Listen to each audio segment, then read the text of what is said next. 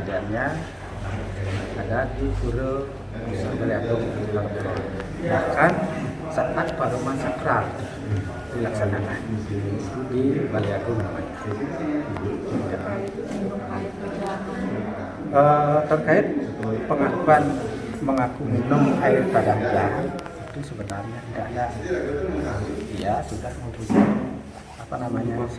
bor yang ada di Dek bisa lihat di sana di sebelah kantor desa ini tempat usahanya di rumahnya, karena itu milik desa adat PKD.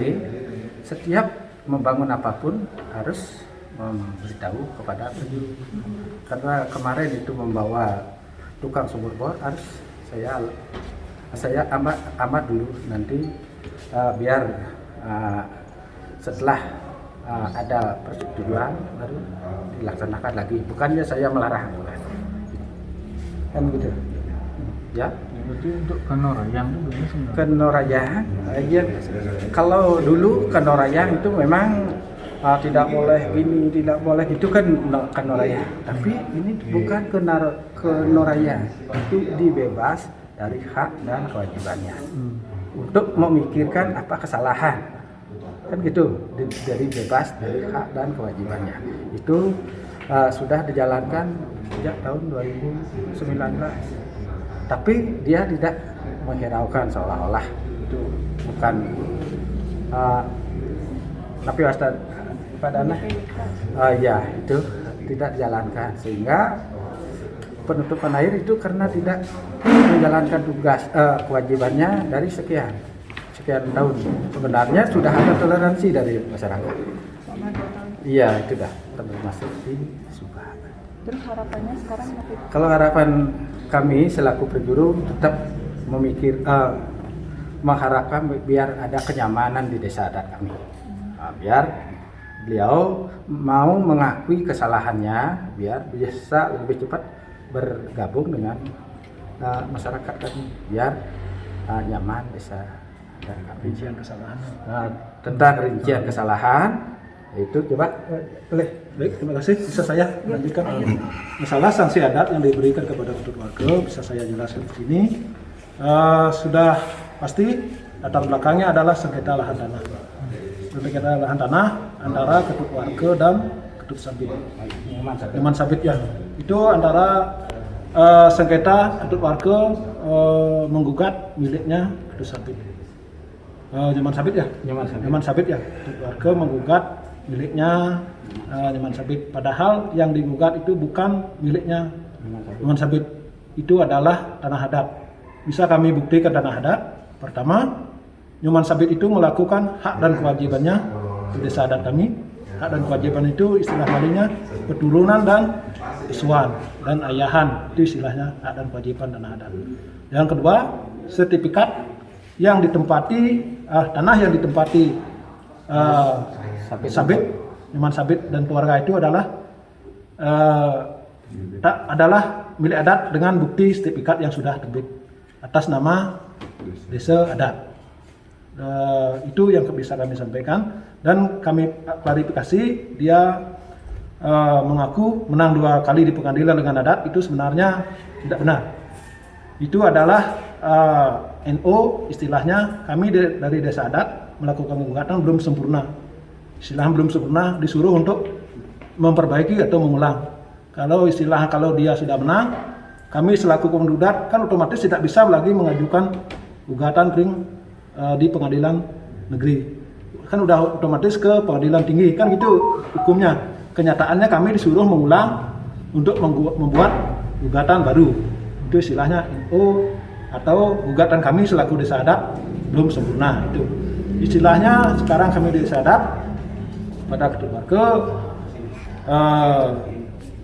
ada sanksi adat yang harus dia jalani. Pertama, mengakui tanah adat dengan bukti itu milik desa adat, sudah pasti sertifikat yang kami miliki atas nama adat. Mengakui artinya dia mencabut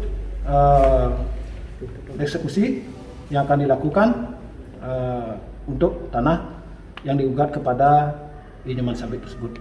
Itu pertama. Kedua, dia melakukan pencurian atau penjarahan di tanah adat kami yang ditempati oleh sabit. Dia melakukan pencurian atau penjarahan di sana berupa hasil kebun yang ada di sana. Itu sanksi adat yang kedua. Ketiga, dia menyebabkan dua warga kami, I Nyuman Merte, I Wayan Merte, dan I Nyumando ya? Wayando. Nyuman Merte dan I Wayando kena sanksi adat karena memberikan keterangan palsu di pengadilan.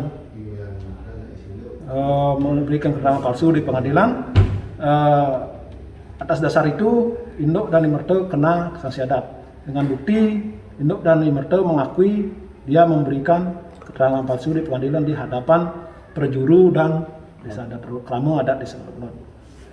Dan bukti yang kami pegang dari keterangan palsu itu, Induk mengatakan dia bukan keluarga atau tidak ada hubungan keluarga dengan warga. Padahal Induk itu adalah iparnya Ketut Warga. Kedua, Induk itu memberikan keterangan tidak ada hubungan kerja. Padahal Induk itu adalah penggarap lahan pertaniannya Ketut Warga. Ketiga, Induk itu memberikan keterangan kepada majelis hakim berdasarkan mendengar, bukan langsung melihat dan mendengar, berdasarkan dia mendengar dari orang lain, khususnya dari keterangan itu dia mendengar dari mertuanya Made Cedok. Itu yang sudah termasuk keterangan palsu. Dan yang kedua, keterangan palsu dari saksi kedua I Wayan Merte, dia memberikan keterangan bahwa keluarga Isangkil, Sabit dan kawan-kawan itu tinggal baru 25 tahun. Padahal sepengetahuan kami, Kramo desa adat Ruklod, bahkan dari yang tertua yang kami tanya, keluarga Sabit itu udah tinggal sejak ratusan tahun, udah dia dapatkan dari warga kami yang tertua, dia tinggal di sana. Itu dari versi kami. Juga masalah tadi sudah dikatakan masalah Mangku, memang dia sendiri yang mengundurkan diri, bukan dari Kramo istilahnya memberhentikan. Memang dia sendiri yang memohon untuk mengundurkan diri itu. Dan kedua, masalah dia mengaku mandi dan minum air tada hujan, itu sebenarnya tidak benar. Dia sendiri punya sumur bor tanpa kami ketahui sebenarnya sumur bor yang duluan tuh. Dan memang benar dia meminta untuk membuat, tidak ada meminta, dia mencoba untuk membuat sumur bor di rumahnya atau pekarangannya sendiri. Kami larang selaku perjuru. Apa sebab? Karena dia tinggal atau tempat dia itu adalah tanah adat kami. Dibuktikan dengan sertifikat yang sudah ada atas nama desa adat. Tanah yang dia tinggal itu adalah desa adat dengan bukti sertifikat yang sudah ada atas nama desa adat. Itu intinya kepada Ketut Tunggu atau Ketut Warga di sini lumrah Ketut Tunggu dan keluarga, kalau mau kembali ke desa adat Ruklod, kalau mau dikembalikan hak dan kewajibannya oleh masyarakat Ruklod supaya mengikuti aturan Pararam yang ada di desa adat Ruklod. Kami sudah menjalankan aweg atau Pararam ini sudah ratus tahun. Arti kami cuma melanjutkan hukum atau aweg yang ada di desa adat Ruklod.